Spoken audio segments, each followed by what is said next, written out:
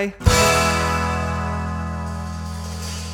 Hello, welcome everybody to Knock Knock Hi with the Glockenfleckens. I am Dr. Glockenflecken, also known as Will Flannery. I am Lady Glockenflecken, also known as Kristen Flannery. I'm wearing my chest compressions shirt today. It's Yep. seen better days, but it still works because it is Heart Month. It is. A whole month of hearts. That's right. American Heart Month. Very cause near and dear to our hearts. I might have to get some cardiology content out there. Maybe yeah. Get the beef really cooking. Right. Between cardiology and nephrology. Nephrology, yeah. We're talking today to Dr. Stacy Rosen, MD. That's right. She is the volunteer president of the AHA. That's right. We're going straight to the top. American Heart Association or bust. To get all the up-to-date recent information, recommendations. You want to know how you should sleep? By the way, you should be cold when you sleep. Did you catch that? You should sleep in it. The room should be cold. But you can have blankets to be warm in the cold room. No, you got to be freezing. Just totally bare. Like you're a little baby. I don't think you would get any sleep in that case. And naked, by the way. No. Oh, boy. This is my recommendations. You should wait for Dr. Rosen's recommendations. That's hers really are better. Yeah, absolutely. But in addition to being the volunteer president of the AHA, she is the senior vice president of women's health and executive director of the Katz Institute for Women's Health of Northwell Health in New York City. So does a lot of women's health regarding cardiology and heart health. Mm-hmm. Go Red for Women is the initiative at the AHA. That's right. During the month of February. And to raise awareness for women's heart health, because very few of us understand that heart disease is the number one killer of women. So exactly, it's an important awareness day, week, month. And it's just, we want to try to give you everything you need to know to keep your heart as healthy as possible. And so I think this podcast, this episode does accomplish that. So let's get to it, shall we? All right, let's go. So here she is, Dr. Stacy Rosen. All right, welcome, Dr. Stacy Rosen. Dr. Rosen, thank you so much for joining us. Thank you both for having me. It's great to be here. This is the perfect time for you to come on the podcast. It's Heart Month. It's all things heart related. But I have one question. Looking through your bio, obviously you're very accomplished in so many different ways. But one thing that stuck out to me was this title of volunteer president of the American Heart Association. Forgive me, but it's a kind of a big organization to volunteer as the president for. I'm just saying it sounds like a lot of work. Absolutely. I am more than honored to have 2 full-time jobs this year. And frankly, the most fun and exciting for me has been as volunteer president for the Heart Association. When did you start? July 1st, or if you ask Dr. Keith Churchwell, who was last year's volunteer president, June 30th, 11:59 p.m. So it's a 1-year appointment. Is that how you do it? Yeah, you do a president-elect for 1 year and then immediate pass for next year. The AHA keeps its volunteers close. So I brainstormed a few ways that the AHA, because they're not paying you to do this job, that they could at least make it a little bit better. So tell me. Here's my. I made a list of, oh boy. of I ways, didn't get to see this ahead of time. I'm nervous. Of things that you could just like little perks to throw at you, just because you're doing this big job. All right, discounted statins. How about that? Can you? Love it. I am a person who takes a statin, so that would be fabulous. I'm sure we'll talk a little bit more about statins here in a little bit. How about a personalized defibrillator? Just has your name on it. It's monogrammed. It's like your own personal defibrillator to keep it around. I don't know. Maybe it's gold plated. I'm liking that. Portable. Okay. I love it. Yeah. How about a card that gets you out of any argument with a nephrologist? Ooh. Yeah. Those happen on a daily basis. So. Right. The minute a nephrologist starts fighting you on Lasix, on furosemide, you just hand the card. You're done. Sorry. I'm the president. I'm the president of I'm the volunteer president of the AHA. Okay. And one last thing, you can ask anybody at any time to interpret an EKG for you. Like no Ooh. questions asked. I would love it. And I say it with judgmentally, right? I Yes. guess it's the Of cardiology course. way. Because we know that you just keep a stack of EKGs with you somewhere. You can hand them out. What do you think of this? I love it. How about the QRS? What's going on here? All the things. Oh, it's Winky Bach. You better slow down. You're using all of your cardiology knowledge right up front. I'm done. I can't. I don't know anymore. But just to put your everything you do into context, you're still practicing. Obviously, you said you have 2 full-time jobs. Yeah, my original full-time job, though I have volunteered for the HA for over 30 years. My day job is the executive director of women's health at Northwell. So I do still see cardiac patients. I still have a clinical role, only women, actually, about 20% of my work week. And the rest is putting together a multi-specialty women's health programming. Oh, that's great. Well, what I'd like to do today is just, I want to give our audience like everything they need to know about heart health. They can use in their day-to-day lives. They can tell their friends, family, whatever. That sounds daunting. That's a lot of stuff to get. But let's start here. This stat, which I think is really remarkable, is that approximately 80% of heart attacks and strokes are preventable. Yeah, that's the best news about heart health, quite honestly, because when you hear that, it empowers each of us because we can take charge of this. You can't change your genes, and there's certain things you can't change what happens as we age, but the vast majority of it, and it's not impossible to do. A lot of it is focused on small, consistent changes, things that you don't hate to do. Let's go through just some of those things. Yeah, give us some changes, some just your daily living things that people can do. So the Heart Association talks about life's essential 8, which is really neat because 4 of them are health behaviors, things that we can do every day. So the first one is to quit tobacco, and that means any type of tobacco, vaping, those chewy things, all of it. And most people don't quit after one time, so know that this is something you can keep trying. Secondhand smoke matters. The second is to be more active. And, people hear that and they're flipping out. I don't have time. I can't run a marathon. But the truth is, all you have to do is move more, whether it's 5 minutes here, 10 minutes there, every little bit matters. The third one is to get healthy sleep.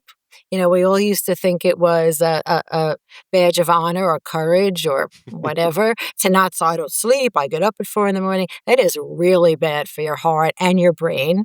And then lastly, to eat better. And it doesn't mean you never have a cookie, you never have a this.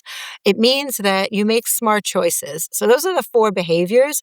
The other 4 are 4 factors, which means you have to have a physician, a clinician, and they are manage your blood sugar, control your cholesterol, manage your blood pressure, and manage your weight. And all of those things done in little sound bites add up.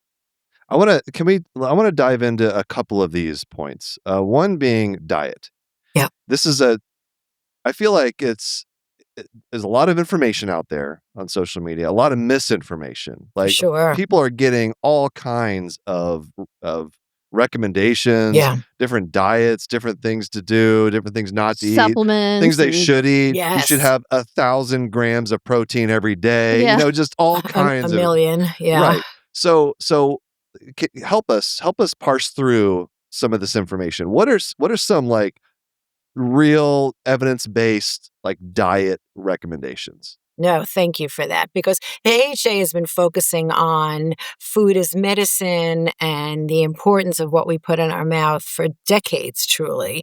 And all of this information is free, heart.org, so you sort of just go on. It's a trusted resource. What you want to think of it is you want to think of things in the real food category. So the best thing you could do is eat real food, fruits and vegetables, whole grains, some protein. It means minimizing things in boxes with 17 ingredients, most of which sound like a chemistry project. When you food shop, walk around the outer perimeter because that's where the real food is. Watching your salt. Why do they put it in the perimeter? Why is that? Because they're no dummies. They're trying to make money. I'm just now thinking like that. Yeah, you're right. All the real food is way off. Yes, that's always in any grocery store. Correct. And it's not an accident, and it's not to help your eating habits. Trust me, right? So we're on to you, Fred Meyer. We're on to you. Also, the eye level on the shelves, like when you're not on the edges, if anything at eye level, probably not very good for you. Yeah, that's true. 100%. I mean, there's all kinds of other tricks, going shopping with a food list so that you don't start seeing things, that's on sale, or I'll just try a small, and all of these things are, easy to do things. And it's also not cheating every once in a while because, you find yourself feeling deprived. Then the next day you're going to eat a whole sleeve of Girl Scout cookies, so you have to know that these decisions are small steps. Don't beat yourself up when you eat a couple of cookies and, the next day do something better. Fish is, Fish is good, Kristen. I know.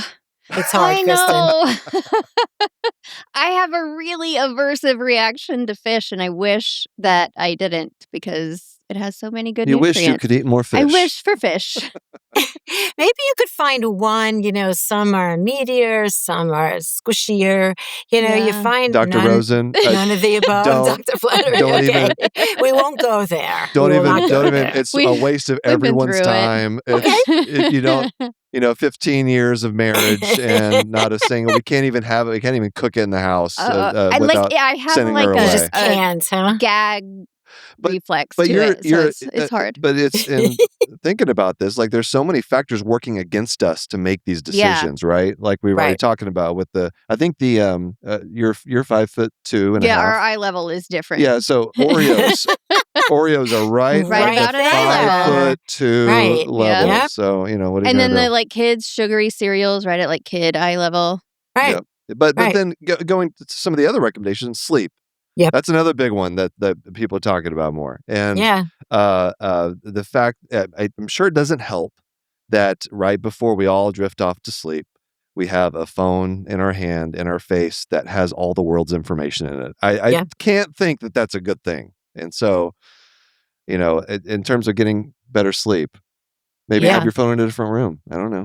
They call it sleep hygiene. Before you even get to any of the science, our recommendations are 7 to 9 hours a day for adults. Teenagers and young kids need more, but you want to put your phone away, really, because there's nothing good. You want to sleep in a cold room. You want to have there be some kind of nighttime routine. People take a bath. People talk on the phone with a friend. If you're going to read a book, not a Kindle or one of those Kindles or those devices that have low light, and kind of set yourself up for success with sleep. Please say white noise. Please say white noise. Phenomenal. Absolutely. Yeah. And you know what? All this messaging is customized. For me, I can't buy the cookies because if there's one in my house, I eat them all. Other people, they don't need to do that. But you want to customize with all of these, behaviors, what optimizes your likelihood of success. I do. What are the stats on caffeine use these days? Yeah, there was just a fascinating study that came out of our scientific sessions that, all of us in medicine come up with these funny names of trials. This one was actually called decaf, which we just loved, and I am a big coffee drinker. And it was looking at whether or not that impacts on rhythm, palpitations, and the electrical stuff in the heart. And it actually found that, coffee can be safe. Again, individualized. But most of the data shows that coffee is not dangerous. Too much of anything, of course, and some people can't. But I'm okay with coffee. Caffeine is one of those things that that I think is prone to. There's a lot of things like this that's prone to misinformation in that you get sensationalized headlines about different things like, study shows that, 6 cups of coffee a day can decrease your risk of dying by 20%. And it's, there's no way that it's true. And usually it's coming from less than, adequate studies.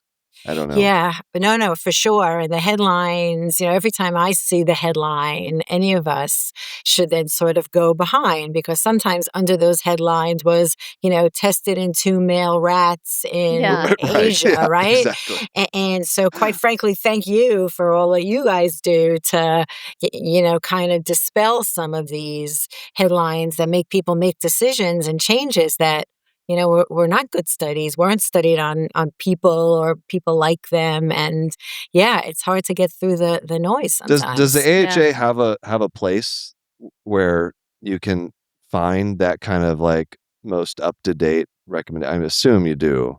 Yeah, heart.org is a really magnificent free resource that allows you to easily navigate, questions that you might have about sleep suggestions, blood pressure recommendations, food choices. It's a really robust, and everything we do starts with the science. And it's a 100-year-old organization. It is founded in science, and it's founded in credibility.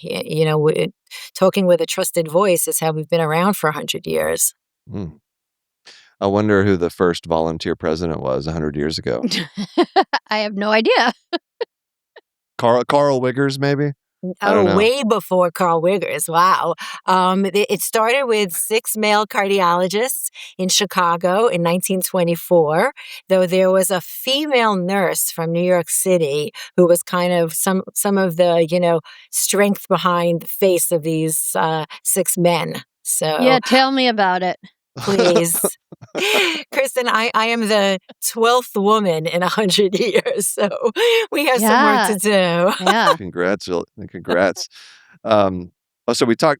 we went through a lot of the kind of daily, prevention things, sleeping, diet, not smoking, which I feel like that's getting like over the years, like less and less people are smoking tobacco. I don't Mhm. does the data suggest that? Is that The only group that we're worried about are young women and kids. Vaping is a catastrophe in this country, and the regulations haven't really helped us to get kids to, stop or to not start or to know that it's not safe.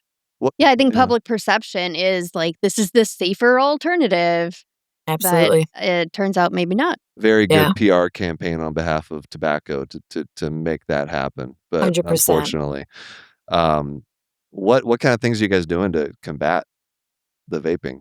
Yeah, we've got amazing initiatives in our advocacy and our public health. A lot of what the Heart Association does is grassroots advocacy. In some cases, it's stopping vaping in school, education programs throughout the country. It's getting menthol, some flavors off the shelves. There's a lot of work with legislators. These Uh, flavors look like bubble gum and Mhm. candy cane, and it's really impacting on the kids further thinking that this stuff is safe. So we've got a lot of initiatives, education, advancing the science, and then working on the Hill and local governments Policy. yeah, policy for sure. Yeah. That's I great. noticed that alcohol is missing from the Life's Essential 8 Ah. list. What's behind that? Like, tell me more about that. No, that is a great question. They talk about something that you get confusing messaging on.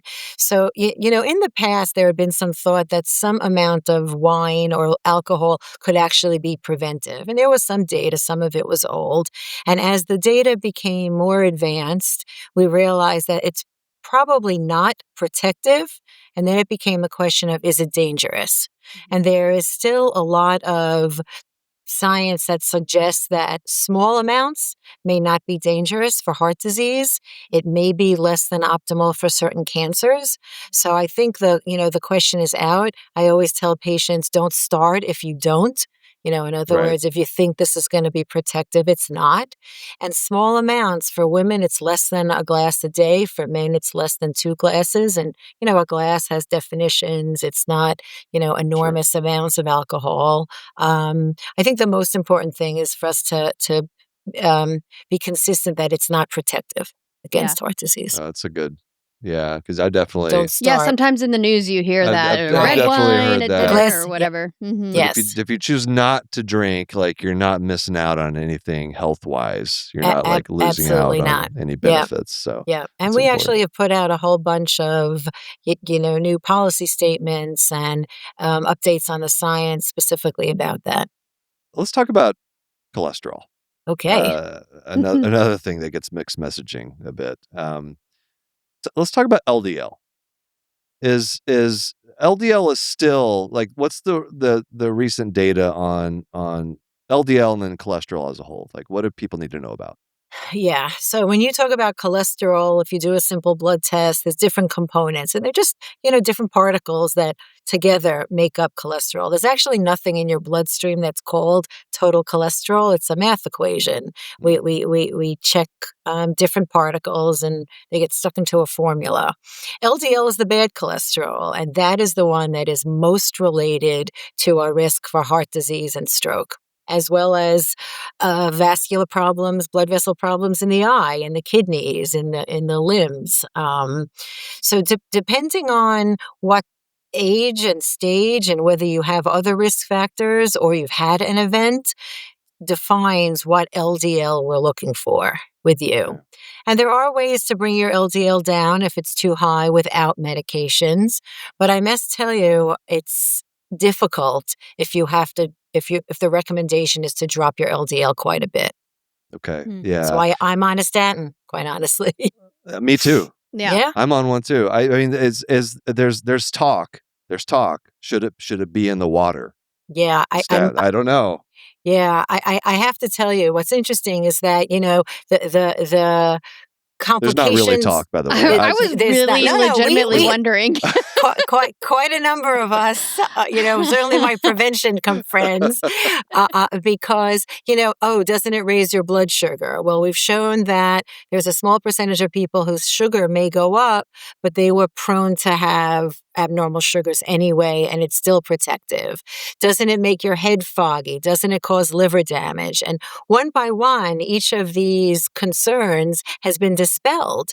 So, and the positive effects of statins have decades of science behind them. Yeah. Mhm. Is there a formulation? I'm asking this selfishly as someone who takes a statin, who has a tendency. Kristen won't be surprised to hear this. Sometimes I forget. Oh, shocking. I forget to take my pill every day. Uh, are are there long-term formulations? Like, are there shots or something? I'd be happy to take a shot and just like be done with my statin Like for the month. intake for the month. Like, does that So- exist? Can we do so that yet? I'm going to answer that in 2 parts. Number one, Dr. Flannery, did you brush your teeth this morning? Just put those pills in front of your toothbrush, or come on, Okay, statin-infused toothpaste. I like where we're going with this. Okay. Get the old lady pill kits, whatever. That's the first. The second is for statins, no, but there are medications called PCSK9 inhibitors, which are either for people who can't take statins, really can't, which is a small percentage, or for those in whom statins don't do enough, and that is an injectable once every other week. But Okay. but you don't go straight to that. Yeah. So I'm sorry. Put the pill in front of your I toothpaste. I gotta Set a figure reminder on your phone. fine. There's a Yeah, all bazillion right. You know what? ways to solve Okay, this I get it. problem. I get it. All right. I'm not trying as hard as I possibly could. All right. I get it. You mean, so some people can't take statin because is it allergy mostly, or? No, some people are intolerant with horrible muscle pains. Not this little bit of stuff like I feel achy, which is not from your statin. It's maybe for older people. But there is a small percentage of people who really get muscle symptoms. They leak muscle enzymes from their muscles, who are really what we call statin intolerant. Okay. Small percentage. Well, we talked about LDL, but is HDL still as like on the kind of importance scale of cholesterol? What should people be mostly paying attention to here when they get their readout? Yeah, HDL is secondary. And what's interesting is women have higher HDLs than men, and those HDLs often drop after menopause. What is something that is new and coming out is something called LP little a. And maybe you've seen that. That's another component that in the past usually runs in families. And we know that it's dangerous. And we've just been developing more science and potentially more treatment options. In the past, it wasn't worth knowing because we couldn't do anything about it. But that's changed. So I think LP little a is the new thing to look at when you get your blood tests. And HDL a little bit, but still not as much as LDL. Is that going to become more just the norm of ordering that test along with the cholesterol panel? Yeah, I think so, and I order it. Many of us have ordered it for anyone who has a real family history.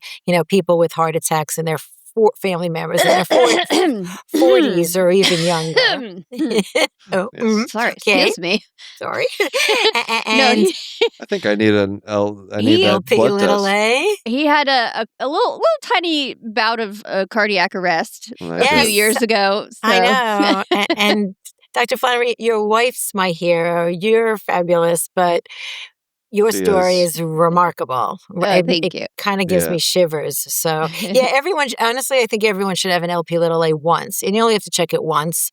Because once you have it, I mean, if you obviously you have it, it's a genetic thing. Yep. And it just makes it harder to control you're more atherogenic. The particles are more sticky and prone to make plaque and stuff. I think as soon as we're done recording, I'm You could go take your statin that you forgot this morning. Well, no, I did take it this morning because we were having this conversation. I took it. I was like, oh yeah, it's like brushing your teeth before you go to the dentist. Yes, you gotta take your statin before you go talk to a cardiologist. Yeah, because it really fools us. All right, let's take a quick break, and we're gonna come back. I want to talk about women's heart health. Hey, Will. Yeah. It's February. It's the month of love. It sure is. Do you know what I love? Me? Well, yes. But do you know what else? I don't know what. I love eyelid mites now. You? Yep. Eyeballs too, right? Not just the mites? No, just the eyelid mites. Yeah. Oh, okay, well, that's a start. Mm-hmm. But I was just thinking that since they're so common, like 1 in 12 adults has an overgrowth of eyelid mites, so I should be more accepting. That makes sense. It's very normal for Demodex mites to be in and around your eyelids, too. Yes. And I know that if they do happen to overpopulate and cause Demodex blepharitis, there's a prescription eye drop treatment, so no need to stress. So relax. See, if you ever have itchy, irritated eyelids, just go see your eye doctor.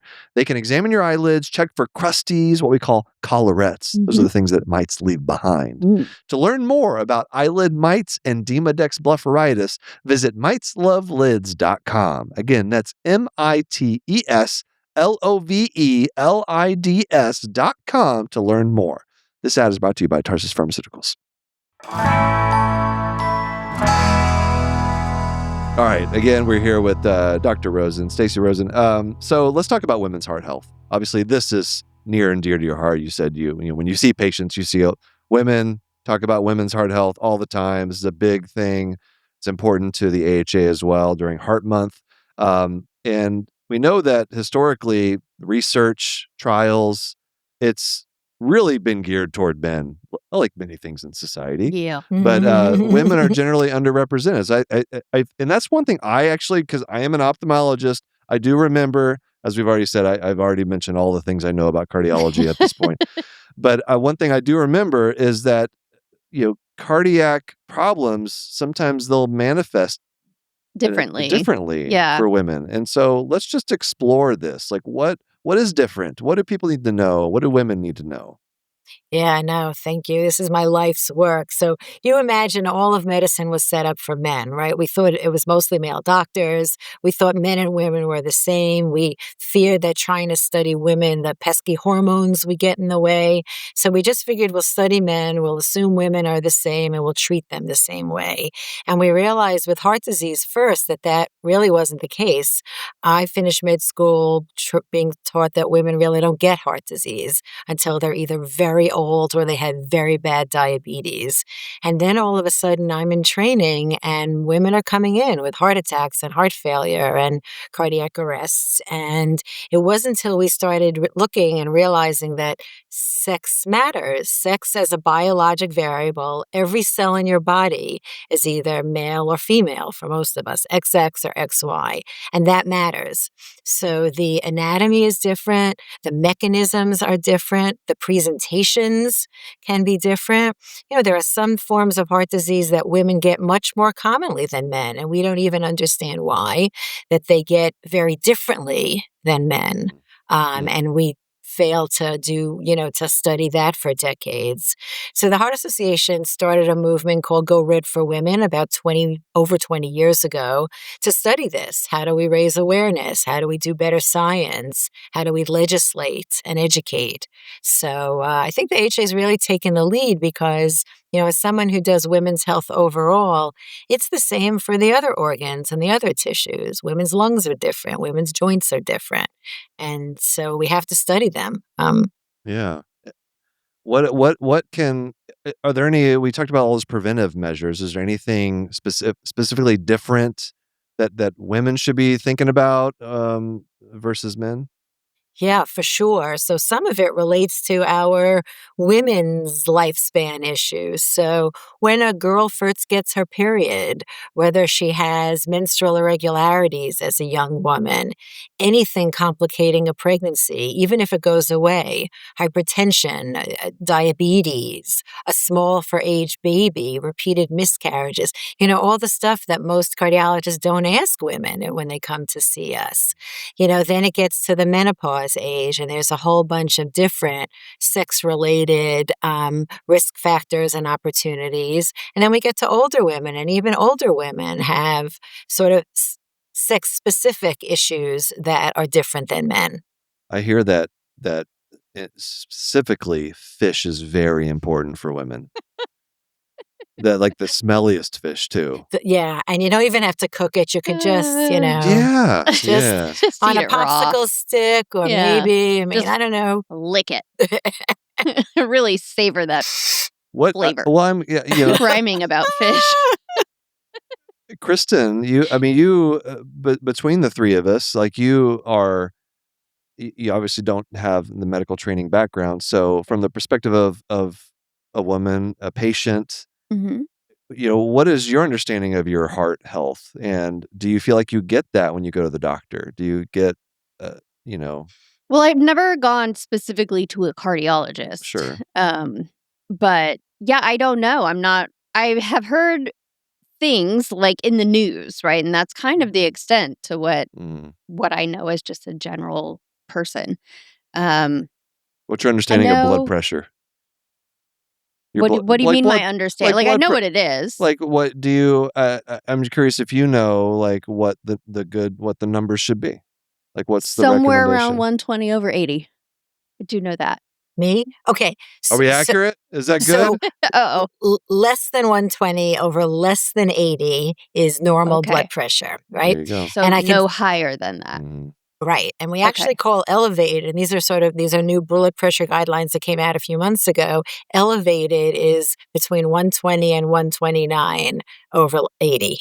And what's kind of neat about what you said, Kristen, is that a lot of us in the cardiac world partner with OBGYN doctors because that's who most young women see. Right. And so it may be something as simple as being sure they ask about your family history, that they take your blood pressure the right way, that they know the new guidelines. And so that partnership, because we know young women, that could be their only physician, and that's perfect, as long as you have someone whom you trust. But heart health opportunity starts in our teens. Yeah. Can I give you a little confession, Dr. Rosen? Go for it. Please. We do, for our pre-op appointments for cataract surgery, we check blood pressure. But we use this wrist thing. Oh, it's Yeah, I know. You just hurt her I deeply. know. I'm so sorry. It's a. I am now no. You doctor, you are not checking blood pressure. I don't mean to make anybody disappointed on this fabulous call, but you are not It's checking okay. blood pressure. That's why I told you. It's like this is like a confessional here. I just got like it. Yeah. because if there is something known as a random number generator, this might be it. Absolutely. It's worse than worthless, It's- right? Just put that away, please. But what about the home monitoring? Yeah. Like, what because patients are, I can't tell you how many times like I ask the patient their blood pressure prior to, what has it been lately, and they Yep. give me a number. I have no idea if it's Right. if it's accurate. And then sure enough, they come in for surgery, whether it's white coat hypertension or whatever, and the pressure's like sometimes sky high. So talk about home monitoring a bit. Yeah, no. What's kind of neat about the new guidelines is that there's a real focus on home monitoring, and what's also neat is that these machines used to be really expensive and too many unaffordable. The good quality machines are now easily affordable and sometimes even covered by insurance, and they do not go anywhere near the wrists. They're the regular, cuffs up on the upper arm, and you have to do it right. So what you want is buying a commercially available one, maybe the first time bringing it into your doctor's office so it correlates, right? Because you could get a bad quality machine and it doesn't.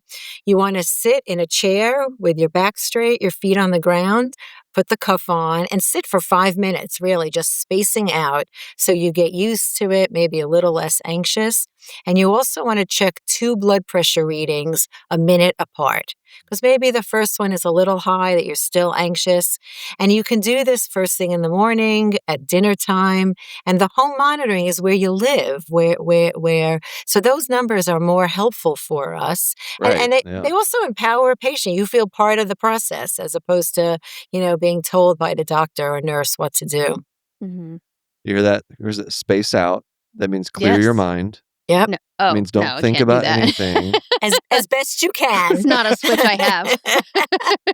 It'll be your mindfulness moments. That's but right. So nobody can do it. accurate blood pressure measurements. Yeah, it's funny because that almost never happens whenever I go in. Yeah. My dentist is especially, I mean, I don't know if it's maybe just not as important there. They don't care too much, but everyone should care about blood pressure. It's on the second floor. So I go up a flight of stairs, and then it's like, this medical office, and they bring you back and they sit you down and they slap it on and they take it. And it's like, I'm still winded, a little bit.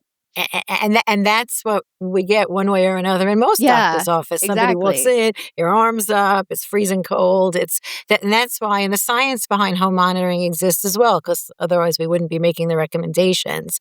And patients kind of love it, is what I found. They come in, the machines either do a digital listing, or they come in with little, notebooks of and it makes you kind of feel good, especially if you're, making some of those lifestyle changes. Changing your food, your salt, walking more. It's kind of a source of pride that you're part of the solution. You get to see those numbers go down as you do things. It's motivating.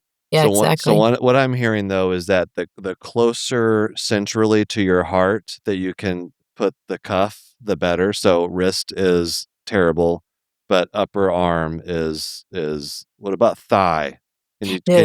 Well, like babies, don't they put it on the leg? They do, and so it has to be validated, right? So we've never validated the wrist thing. Thighs have absolutely been validated because there are some kind of uncommon heart conditions where the pressure in your arms and your legs are different. So we do have thigh cuffs. I've never recommended somebody get an at-home thigh cuff. I don't know if it exists, but the wrist ones just haven't really been validated. If there's one non-ophthalmology thing that I know how to do, it's check a manual blood pressure, because I had on a sphygmomanometer. Are you impressed? Sphygmomanometer. I Did think I get it that's right? Totally impressed. Something like that. That's pretty good. Now spell it. I'd have to write it out. But I had a cardiology attending in med school, like during my, and who was very militant about blood pressure measurement and all the things, feet flat on the floor, and holding the arm of the patient a certain way. Yep, And absolutely. so like I Thank got you. plenty. He was a good teacher. So Perfect. but it Didn't amount to much because you're still taking it on the wrist. well, wrist. well, it's I don't really have a comeback from that, but we do what we can in the eye clinic. Okay, but I don't want to go red for women. Yes. And so tell us more about what the AHA is doing on this front. Sure. So by the way, Kristen, we do studies every few years to look at what the awareness among women is that heart disease is their number one killer and stroke is number 3, by the way, which is different from men. And the last time we did this, fewer than 45% of women know that this is the risk for heart disease. And when you look at Spanish-speaking women and Black women, it's even lower. So, part of what Go Red wants to do and has been doing for 20 plus years is raising awareness so that women go to their gynecologist or their anyone and they ask, here's my family history. You're my only primary care doctor, doctor gynecologist. There's a tremendous amount of research that's going on. There's a really cool platform called Research Goes Red, where any one of us, not clinicians, can join and become part of research opportunities. It's an enormous priority. We have what are called strategically focused research networks, where the AHA provides tremendous sums of research dollars, and many of them over the last decades have been on women-specific issues. And then finally, because venture capital, other foundations don't invest in women's health research, there's a Research Goes Red venture group at part of the AHA to look to actually financially support things that research opportunities, companies, initiatives that are specific to improve the health of women. So it's kind of this whole, list of things that the Heart Association's doing to really raise awareness and improve outcomes. Yeah, that's awesome. Kind of attacking it from a bunch of different angles. Exactly. Let's take one more break and then we'll come back and talk about our favorite topic, CPR. Okay. All right, we're back. Dr. Rosen, let's chat CPR. So, obviously I've been a recipient of CPR. I've given CPR. It's an issue that's near and dear, like literally to my heart. Here's some stats. All right. More than 23,000 children experience cardiac arrest outside the hospital each year. 40% related to sports. Nearly 20% are infants. So this is something that we've talked a lot about CPR, and you think about it in terms of adults, but I was kind of shocked by just those numbers. That's a lot. And so what are the things that the AHA is wanting people to recognize during Heart Month here about CPR and cardiac arrest? Thank you. And we've got an enormous initiative called the Nation of Lifesavers, because we know that if we increase the number of bystanders, as we call them, that we can really save lives. Our goal, actually, in Nation of Lifesavers at the AHA is to double survival by 2030 by expanding the number of people. So know that for adults, hands-only CPR, there's no breathing like, we may have seen on TV. For infants and for young children, there is breathing. So what I think is one of the things that is most important for each of us, whether you're a parent or an aunt and uncle or a babysitter or exposed to kids at all, is to find the opportunities to learn CPR, because you can really save a life, particularly at sporting events. It's important to, and all of this can be done easily. CPR classes online, lifesaver courses, again, heart.org. I think it's /nation. So easy ways in our, neighborhoods. We are looking in adults, 90% of sudden cardiac deaths are fatal. 40 to 50% of them happen at home. I don't need to tell you two that. And so for each of us to invest not a lot of time in the opportunity to become a lifesaver, I think it's an extraordinary investment. But the data on kids is incredible. Yeah. Yeah, Shocking. I was interested to see that cardiac arrest is, it accounts for like 10 to 15% of SIDS deaths. Yes. Like, Hmm. I mean, it makes sense, right? What's the underlying? Do we know an etiology for a lot of For those? SIDS No, or we cardiac just arrests? Cardiac arrest in cardiac infants. arrests. In infants, what we call the SIDS death. You put a baby to sleep, and you have a God forbid. We don't know for sure. And that's actually a big area of science for us. Again, identify if there's any markers ahead of time, positioning of children, there's science behind that, and then prevention. Certainly the whole importance of AEDs, these automatic external defibrillators at schools, not just that it's there locked in a cabinet that nobody knows where it is when the nurse goes home, but really what we call this whole chain of survival. What things can you do to increase the likelihood that someone has a good outcome after sudden cardiac death? Kristen, I don't know about you, but every time we go somewhere, I'm like, I spot the we made it a game for defibrillators. a little while after, a couple years after his cardiac arrest. We would do a spot the AED Where's the game. defibrillator? Yeah, you get a point for everyone you find. Yeah. And it's great for obviously big crowded areas. You got to have. I mean, that's a no-brainer. I feel like we do, as a society, do a pretty good job of at least making sure that one exists, whether or not it's visible and everybody knows where it is. That's another thing. But honestly, we talked about the majority of cardiac arrests in adults, happening at home. And so that's it seems like the next frontier to try to solve, right? How do we make sure every neighborhood, every street has a defibrillator, and that seems like a harder nut to crack. Absolutely. Their prices have come down, but the first answer is hands-only CPR.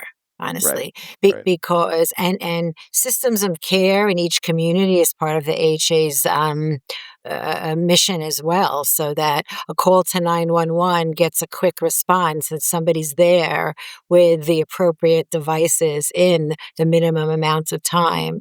So you imagine a better outcome with more and more people knowing at home, hands-only CPR, systems of care that bring the right people to the place as fast as possible. And then even early identification for people who might have either genetic reasons for sudden cardiac death or symptoms that they're not telling their physician for a couple of months before they have a catastrophe. So it's, again, this, whole package of opportunities to really lower the risk of dying from a cardiac arrest. Yeah. I always have to ask, it's just my duty now, I think, at this point, and it's not necessarily a purely medical question, but is there any work going on?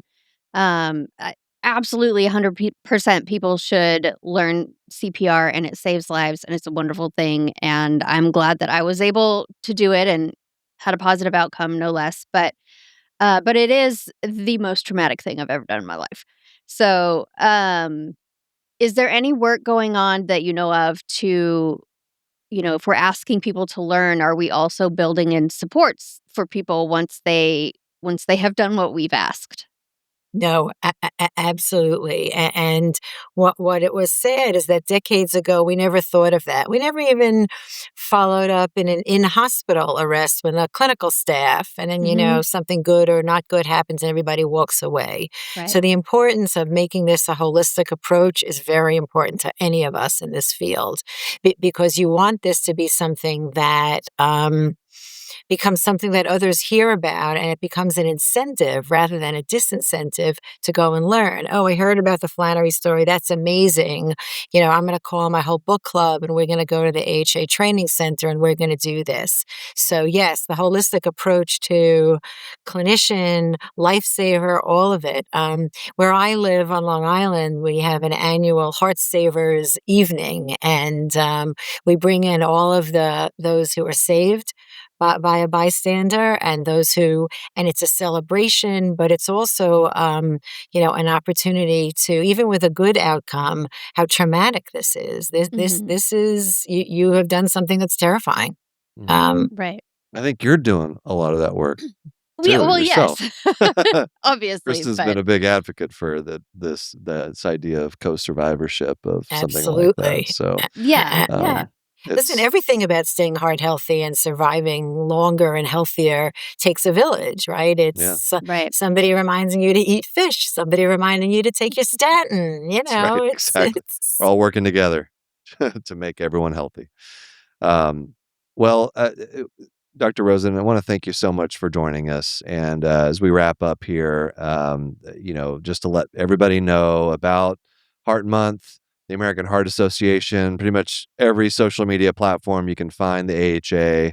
I'm sure all month you guys will be giving out all kinds of tips and data and recommendations. And so anything else that we didn't touch on? Specifically for is there something that you would like? Most of our audience are healthcare professionals. So is there something that you would like for your colleagues outside of cardiology to know, that's a good to one. walk away with? Yeah, no, thank you. That's actually a great, because what's kind of neat and what we're learning more is that the life's essential eights, or any of these behaviors that we know, also lowers the risk of dementia. Helps with healthy aging. In some cases, lowers the risk of certain cancers, helps with joints. So doing these things, no matter what your specialty is, and, for your home loved ones, you as a patient, even if you're a clinician, is really important. These are, sort of across the board, across the lifespan, good things to be focusing on. All right. Well, thank you so much for joining us. Thanks. It was great to be with you, and thanks for all you do for us. That was great info from the volunteer president of the Yes, AHA. Packed with a lot of good information for everybody, really. Still can't imagine volunteering for a job that big. Oof, it's amazing. It's a big job. Yeah, it really is. It's a selfless thing to do, I think. Absolutely. Put yourself up for something like that.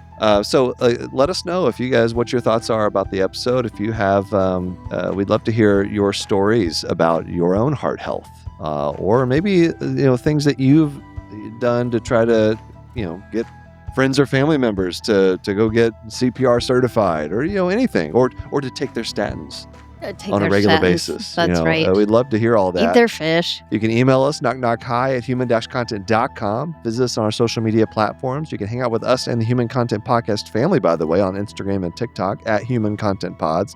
Thanks to all the great listeners leaving feedback and reviews. If you subscribe and comment on your favorite podcasting app or on YouTube @Glock'emfleckens, that's the name, we can give you a shout out. Like @KevinLevine7335 said, love your shorts and podcasts. Love a good job scratching the surface of EMS. Just a scratch. Yes. There's a lots more to know as a civilian. I'm sure, because most of us don't really know anything we have to interact with them. They're just these magical people that come whenever you need them most. They're superheroes. Full video episodes are up every week on our YouTube channel @Glock'emfleckens. We also have a Patreon, lots of cool perks, bonus episodes, where we react to medical shows and movies, hang out with other members of the Knock Knock Hi community, early ad-free episode access, interactive Q&A, live stream events, much more. Patreon.com/Glock'emFlecken, or go to Glock'emFlecken.com. Speaking of Patreon community perks, how about new member shout out, Anna P. and Teresa L. Welcome.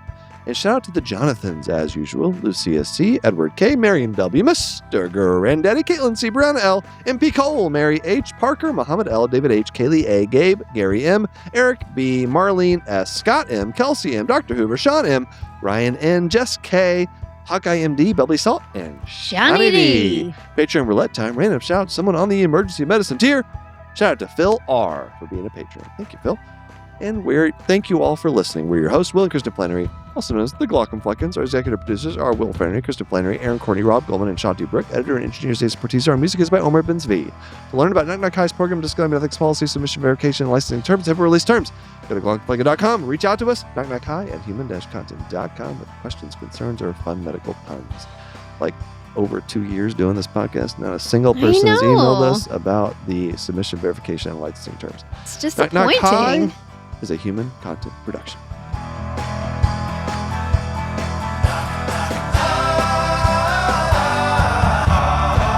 Knock, knock. Goodbye.